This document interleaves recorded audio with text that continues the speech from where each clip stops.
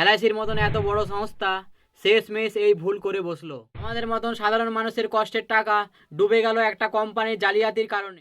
এই যে দেখছেন এই ব্যক্তি, ইনার নাম হচ্ছে রাজেশ মেহতা। তিনি সোনা রিফাইনিং করার কোম্পানি চালান।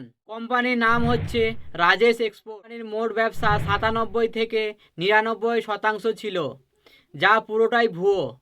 এই কথাটি সহজভাবে বুঝতে গেলে ধরুন কোনো রিফাইনিং করার কোম্পানি রাজেশ স্পোর্টকে 500 টাকার সোনা দিল রিফাইনিং করার জন্যে সেই কোম্পানি কিছু কমিশন পেত, আর সেই কমিশন সেই কোম্পানির মূল আয় হতো। কিন্তু এখানে রাজেশ স্পোর্ট সেই পুরো 500 টাকাই নিজের আয় দেখাতো। ওভাবে কোম্পানি চালিয়ে যায়। এদিকে স্টক মার্কেটে সেবির সন্দেহ হয়। পরে রাজেশ স্পোর্টকে নোটিশ পাঠায় এবং সব কাগজপত্র জমা দিতে বলে। রাজেশ এক্সপোর্ট সেবিকে কয়েক বছর ঘুরাতে থাকে। তারপরে সেবি রাজেশ এক্সপোর্টকে ব্যান করে দেয়। তাতে সাধারণ মানুষের পয়সা কিভাবে ডুবলো? আমাদের যে পলিসি করা আছে এলআইসিতে, সেই এলআইসি কোম্পানি রাজেশ এক্সপোর্ট কোম্পানিতে শেয়ার কিনে রেখেছিল 10%-এর। সেই 10% শেয়ার এখন ডুবে গেল।